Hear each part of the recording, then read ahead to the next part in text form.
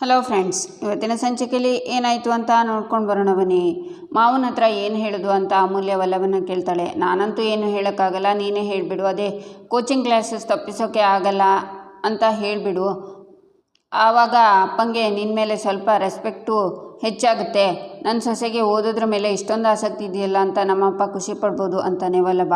ಪಕ್ಕ ಅಲ್ವಾ, ಅವ್ರು ಬೈಯಲ್ಲ ತಾನೇ ಅಂತಾಳೆ ಅಮೂಲ್ಯ. ಬೈಯಲ್ಲ, ನಿನ್ನ ಡೈಲಾಗ್ ಮುಗಿದ ಮೇಲೆ ನನ್ನ ಡೈಲಾಗ್ ಸೇರಿಸ್ತೀನಿ ಅಂತಾನೆ ವಲ್ಲಭ. ಡೀಲ್ ಅಂತಾಳೆ ಅಮೂಲ್ಯ. ನನಗೆ ಈಗ ಮನಸ್ಸಿಗೆ ಸಮಾಧಾನ ಆಯಿತು ಅಂತಾಳೆ.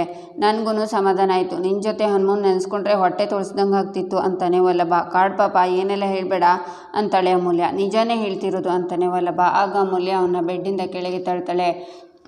ಏಯ್, ನನಗೆ ನಿನ್ನ ಮೇಲೆ ಸ್ವಲ್ಪ ಡೌಟ್ ಇದೆ. ನೀನು ನಿಜವಾಗ್ಲೂ ಕೋಚಿಂಗ್ ಕ್ಲಾಸ್ಗೆ ಹೋಗ್ತಿದ್ಯಾ ಅಥವಾ ನಮ್ಮ ಅಪ್ಪ ಹಾಕಿರೋ ಗೆರೆನ ದಾಟಿ ಬೇರೇನಾದರೂ ಮಾಡೋಕ್ಕೆ ಹೋಗ್ತಿದ್ಯಾ ಅಂತಾನೆ ವಲ್ಲಭ.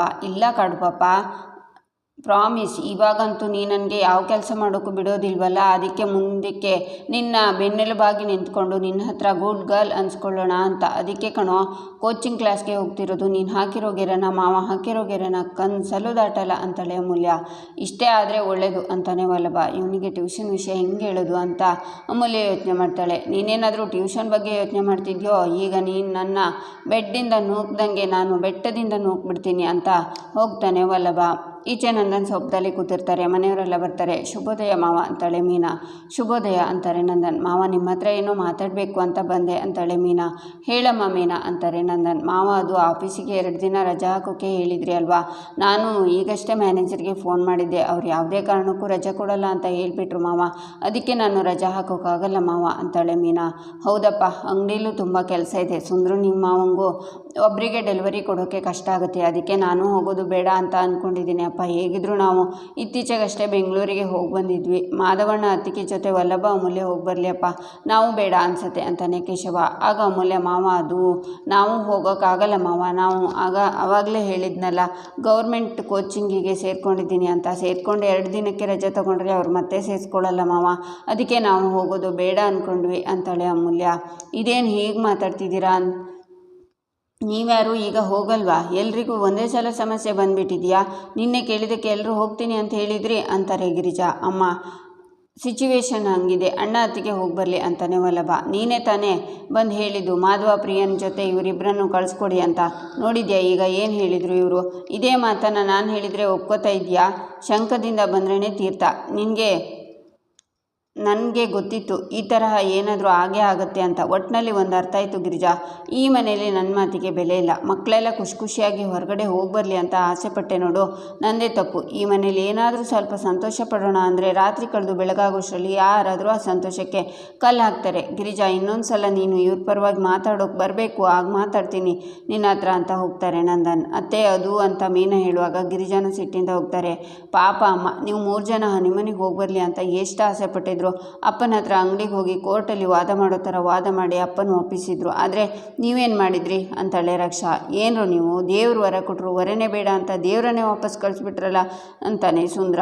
ನೀವೆಲ್ಲ ನನ್ನ ಜೊತೆ ಬರ್ತೀರಾ ಅಂತ ಎಷ್ಟು ಖುಷಿಯಾಗಿದೆ ಗೊತ್ತಾ ಅಂತಾನೆ ಮಾಧವ. ಅಣ್ಣ, ಬೇಜಾರು ಮಾಡ್ಕೋಬೇಡ, ಈ ಸಲ ನೀವಿಬ್ಬರು ಹೋಗ್ಬಿಟ್ಟು ಬನ್ನಿ. ಇನ್ನೊಂದು 2-3 ತಿಂಗಳ ನಂತರ ನಾವೆಲ್ಲ ಬ್ರದರ್ಸ್ ಸೇರಿ ಹೋಗೋಣ ಅಂತಾನೆ ಕೇಶವ.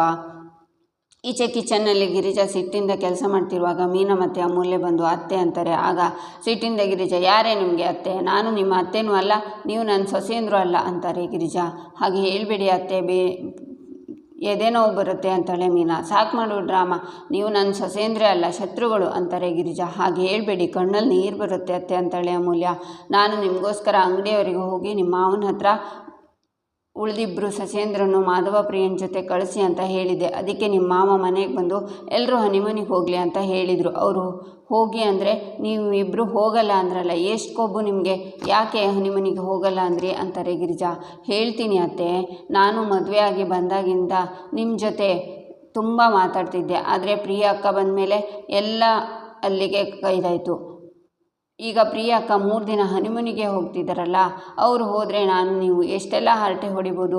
ನಿಮ್ಮ ಜೊತೆ ಕಾಲ ಕಳೆಯೋಕ್ಕೆ ಚಾನ್ಸ್ ಸಿಕ್ಕಿದ್ರೆ ನಾನು ಬಿಡ್ತೀನಾ? ಅದಕ್ಕೆ ಹನಿಮೂನ್ ಬೇಡ ಅಂದೆ ಅಂತಾಳೆ ಮೀನಾ, ಹೌದೇನೆ ಮೀನಾ, ನಿಜವಾಗ್ಲೂ ನಿನ್ನ ಮನಸ್ಸನ್ನು ಅರ್ಥ ಮಾಡ್ಕೊಳ್ಳಿಲ್ಲ, ಸಾರಿ ಅಂತ ಮೀನನ್ನು ತಪ್ಕೋತಾರೆ ಗಿರಿಜಾ. ಅವಳದ್ದಾಯಿತು, ನೀನು ಯಾಕೆ ಹನಿಮನಿಗೆ ಹೋಗಿಲ್ಲ ಅಂತಾರೆ ಗಿರಿಜಾ. ನಂದು ಅದೇ ಅತ್ತೆ, ಸೇಮ್ ಪಿಂಚ್ ಅತ್ತೆ. ನೀವು ಮೀನಕ್ಕನ ಜೊತೆ ಜಾಸ್ತಿ ಟೈಮ್ ಸ್ಪೆಂಡ್ ಮಾಡಿದ್ದೀರಾ. ಅವರು ನನಗಿಂತ ಮುಂಚೆ ಬಂದಿದ್ದರು, ನಾನು ಬಂದು ಸ್ವಲ್ಪ ಟೈಮ್ಗೆ ಪ್ರಿಯಕ್ಕ ಬಂದುಬಿಟ್ರಲ್ಲ, ಅದಕ್ಕೆ ನಾನು ನಿಮ್ಮ ಜೊತೆ ಟೈಮ್ ಸ್ಪೆಂಡ್ ಮಾಡೋಕ್ಕಾಗಲಿಲ್ಲ. ಈಗ 3 ದಿನ ಪ್ರಿಯಕ್ಕ ಇರಲ್ವಲ್ಲ, ನಾನು ನೀವು ಮೀನಕ್ಕ ಸಖತ್ತಾಗಿ ಎಂಜಾಯ್ ಮಾಡ್ಬೋದು, ಅದಕ್ಕೆ ಹನಿಮೂನ್ನ ಉಡೀಸ್ ಮಾಡಿಬಿಟ್ಟೆ ಅಂತಾಳೆ ಅಮೂಲ್ಯ. ಅಮ್ಮು, ನಿಜ ಹೇಳ್ತಿದ್ಯಾ ನನ್ನ ಬಂಗಾರಿ?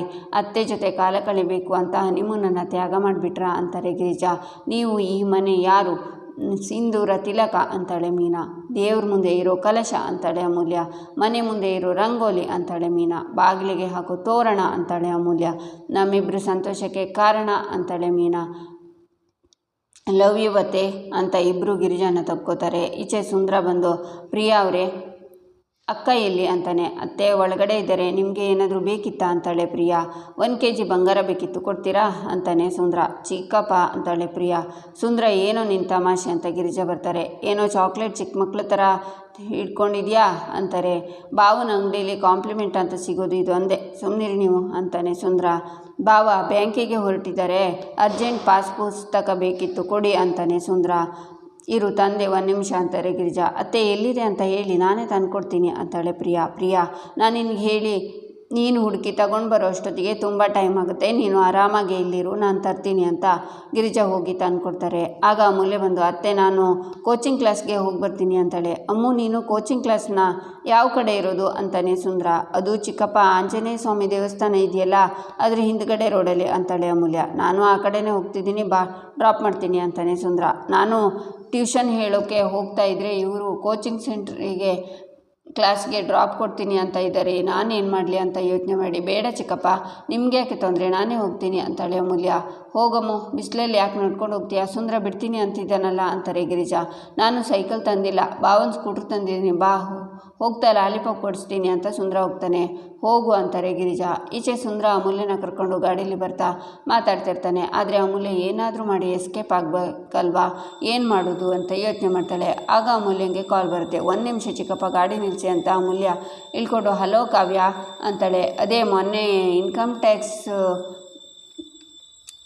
ಕ್ಲಾಸ್ನ ಬಂಕ್ ಮಾಡಿದ್ನಲ್ಲ, ಅದರ ನೋಟ್ಸ್ ಬೇಕಿತ್ತು ಕಣೆ ಅಂತಾಳೆ ಕಾವ್ಯ. ಹೌದಾ, ನಿಮ್ಮ ಮನೆಗೆ ಬರಬೇಕಾ ಅಂತಾಳೆ ಅಮೂಲ್ಯ. ಮನೆಗೆ ಬರೋದೆಲ್ಲ ಬೇಡ, ಕಾಲೇಜಲ್ಲೇ ಕೊಡು ಅಂತಾಳೆ ಕಾವ್ಯ. ಓ, ನೀನು ಮನೆಯಲ್ಲಿದ್ಯಾ, ಆಮೇಲೆ ನೀನೇ ಕೋಚಿಂಗ್ ಸೆಂಟರ್ಗೆ ಡ್ರಾಪ್ ಮಾಡ್ತೀಯಾ, 10 ನಿಮಿಷದಲ್ಲಿ ಅಲ್ಲಿರ್ತೀನಿ ಅಂತಾಳೆ ಅಮೂಲ್ಯ. ಆಗ ಕಾವ್ಯ, ಏನು ಮಾತಾಡ್ತಿದ್ಯಾ, ನಾನೇನು ಹೇಳಿದರೆ ನೀನೇನು ಹೇಳ್ತಿದ್ಯಲ್ಲ ಅಂತಾಳೆ. ಆಗ ಬಂದೆ ಅಂತ ಅಮೂಲ್ಯ ಕಾಲ್ ಕಟ್ ಮಾಡಿ, ಚಿಕ್ಕಪ್ಪ ನೀವು ಕಾವ್ಯ ಮನೆ ಹತ್ರ ಡ್ರಾಪ್ ಮಾಡಿ, ಅವಳೇ ನನ್ನ ಡ್ರಾಪ್ ಮಾಡ್ತಾಳಂತೆ ಅಂತ ಕಾವ್ಯ ಮನೆ ಹತ್ರ ಇಳ್ಕೊಂಡು, ಚಿಕ್ಕಪ್ಪ ನೀವು ಹೋಗಿ ಅಂತಾಳೆ ಅಮೂಲ್ಯ. ಈಚೆ ಮನೆಯವರೆಲ್ಲ ಹಾಲ್ನಲ್ಲಿ ಇರ್ತಾರೆ. ಆಗ ನಂದನ್ ಬರ್ತಾರೆ. ರೀ, ನೀವೇನೋ ಮಾತಾಡಬೇಕು ಅಂದ್ರಲ್ಲ, ಎಲ್ಲರೂ ಕಾಯ್ತಿದ್ದಾರೆ ಅಂತಾರೆ ಗಿರಿಜಾ. ಮಾಧವ, ನಾಳೆ ಅಲ್ವಾಪ್ಪ ಹೊರಡೋದು ನೀವು ಅಂತಾರೆ ನಂದನ್. ಹೌದು ಅಂತಾನೆ ಮಾಧವ. ಎಲ್ಲಿ ಉಳ್ಕೊಳ್ಳೋದು ಅಂತ ಯೋಚನೆ ಮಾಡಿದ್ದೀರಾ ಅಂತಾರೆ ನಂದನ್. ಎಲ್ಲಿ ಅಂತ ಡಿಸೈಡ್ ಮಾಡಿಲ್ಲ ಅಂತಾನೆ ಮಾಧವ. ಬೆಂಗಳೂರಲ್ಲಿ ನನ್ನ ಸ್ನೇಹಿತನ ಮನೆ ಇದೆ, ಅವನಿಗೆ ನಾನು ಫೋನ್ ಮಾಡ್ತೀನಿ, ಅವನ ಮನೇಲಿ 2 ರಾತ್ರಿ ಕಳೆದ್ಬಿಡಿ ಅಂತಾರೆ ನಂದನ್. ಅಪ್ಪ, ಮಾಧವ ಅಣ್ಣ ಮತ್ತು ಅತ್ತಿಗೆ ಹೋಗ್ತಾ ಇರೋದು ಹನಿಮೂನಿಗೆ, ಬೇರೆಯವ್ರ ಮನೆಯಲ್ಲಿದ್ದರೆ ಚೆನ್ನಾಗಿರಲ್ಲ ಅನಿಸುತ್ತೆ ಅಂತಾನೆ ಕೇಶವ. ಹೌದು ಅಮ್ಮ, ನೀನಾದರೂ ಹೇಳಮ್ಮ, ಯಾರ್ದೋ ಮನೆಯಲ್ಲಿ ಇರೋದು ಮುಜುಗರ ಅಲ್ವಾ, ಪ್ರೈವೇಸಿ ಬೇಕಾಗುತ್ತೆ ಅಂತಾನೆ ವಲ್ಲಭ.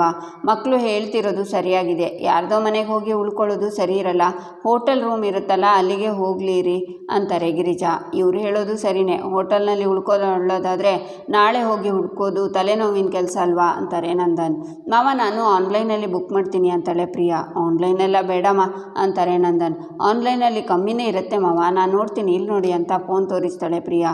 ಅರಮನೆ ಥರ ಇದೆ ಅಂತಾರೆ ನಂದನ್. 3 ದಿನಕ್ಕೆ 5,000 ಮಾವ, ಬೆಳಿಗ್ಗೆ ತಿಂಡಿ, ಮಧ್ಯಾಹ್ನದ ಊಟ, ಸಾಯಂಕಾಲ ಸ್ನ್ಯಾಕ್ಸ್, ರಾತ್ರಿ ಊಟನೂ ಕೊಡ್ತಾರೆ ಅಂತಾಳೆ ಪ್ರಿಯಾ. ಇಷ್ಟೆಲ್ಲ ಕೊಟ್ಟು 3 ದಿನಕ್ಕೆ 5,000ನಾ ಅಂತಾರೆ ನಂದನ್. ಹೌದು ಅಂತಾಳೆ ಪ್ರಿಯಾ. ಅದು ಹೇಗೆ ಪ್ರಿಯಕ್ಕ, ಬೆಂಗಳೂರಲ್ಲಿ ರೂಮ್ಗಳೇ ಕಾಸ್ಟ್ಲಿ, ಇದು ಇಷ್ಟು ದೊಡ್ಡದಾಗಿದೆ ಪ್ರಿಯಕ್ಕ, ಇನ್ನೊಂದು ಸಲ ಕ್ರಾಸ್ ಚೆಕ್ ಮಾಡಿ ಅಂತಾಳೆ ಮೀನಾ. ನಾನು ಸರಿಯಾಗಿ ನೋಡಿದ್ದೀನಿ, ನಾನು ನಿಮ್ಮ ಥರ ಹೊರಗಡೆ ಕೆಲಸ ಮಾಡದೇ ಇರ್ಬೋದು, ಆದರೆ ನಾನು ಓದ್ಕೊಂಡಿದ್ದೀನಿ.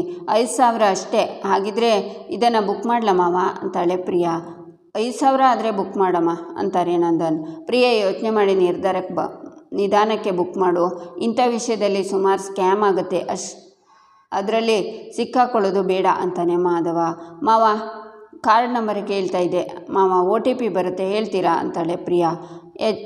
ಆಗ ನಂದನ್ OTP ಹೇಳ್ತಾರೆ. ಆಯಿತು ಮಾವ ಅಂತಾಳೆ ಪ್ರಿಯಾ. ಅಬ್ಬಾ ಈಗ ಸಮಾಧಾನ ಆಯಿತು, 5,000 ಮಾತ್ರ ಹೋಗಿದೆ ಅಂತ ನಂದನ್ ಯೋಚನೆ ಮಾಡ್ತಾರೆ. ಗಿರಿಜಾ, ನಾನು ಅಂಗಡಿಗೆ ಹೋಗಿ ಬರ್ತೀನಿ ಅಂತ ನಂದನ್ ಹೋಗ್ತಾರೆ. ಕಂಗ್ರ್ಯಾಚುಲೇಷನ್ಸ್ ಬ್ರದರ್, ಕ್ಷೇಮವಾಗಿ ಹೋಗಿ ಲಾಭವಾಗಿ ಬನ್ನಿ ಅಂತಾನೆ ಕೇಶವ. ಈಚೆ ಗಿರಿಜಾ ಕಿಚನ್ನಲ್ಲಿ ಸಾಂಗ್ ಹೇಳ್ತಾ ಕೆಲಸ ಮಾಡ್ತಿರ್ತಾರೆ. ಏನತ್ತೆ ಖುಷಿಯಾಗಿದ್ದೀರಾ ಅಂತಾಳೆ ಮೀನಾ. ಹೌದು ಕಣೆ, ಪ್ರಿಯ ಮಾಧವ ಹನಿಮೂನಿಗೆ ಹೋಗ್ತಿದ್ದಾರಲ್ಲ, ಮನಸ್ಸಿಗೇನೋ ಒಂಥರ ಖುಷಿ. ನೀವಿಬ್ಬರು ಹೋಗ್ತಿಲ್ಲ ಅಂತ ಬೇಜಾರಿದೆ, ಆದರೆ ಒಬ್ಬರಾದರೂ ಹೋಗ್ತಾ ಇದ್ದಾರಲ್ಲ ಅದೇ ಸಂತೋಷ ಅಂತಾರೆ ಗಿರಿಜಾ. ಆದರೂ ನನಗೆ 3 ದಿನಕ್ಕೆ 5,000 ಅಂದರೆ ನಂಬೋಕ್ಕಾಗ್ತಿಲ್ಲ ಅಂತಾಳೆ ಮೀನಾ. ಪ್ರಿಯನೇ ಹೇಳಿದ್ಲಲ್ಲ ಅಂತಾರೆ ಗಿರಿಜಾ. ಆದರೂ ಅತ್ತೆ ಅಂತಾಳೆ ಮೀನಾ. ಹೌದು ಮೀನಾ, ನನಗೆ ಮಾವನ ಮೊಬೈಲ್ಗೆ ಮೆಸೇಜ್ ಬರೋವರೆಗೂ ಜೀವದಲ್ಲಿ ಜೀವ ಇರಲಿಲ್ಲ ಕಣೆ.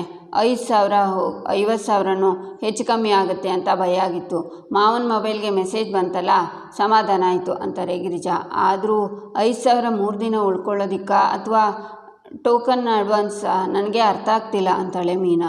ಪ್ರಿಯನ್ನೇ ಕೇಳಿಬಿಡು ಅಂತಾರೆ ಗಿರಿಜಾ. ಅಯ್ಯಯ್ಯೋ, ಅವರನ್ನು ಕೇಳಿದ್ದಕ್ಕೆ ಏನು ಹೇಳಿದರು ಅಂತ ನೀವೇ ನೋಡಿದ್ರಲ್ಲ ಅಂತಾಳೆ ಮೀನಾ. ಸರಿ ಸರಿ, ಕೆಲಸ ಮುಗಿಸಿ ಮಲ್ಕೊಳ್ಳೋಣ ಅಂತಾರೆ ಗಿರಿಜಾ. ಈಚೆ ಮಾಧವ ಪ್ರಿಯ ಹೊರಡ್ತಾರೆ.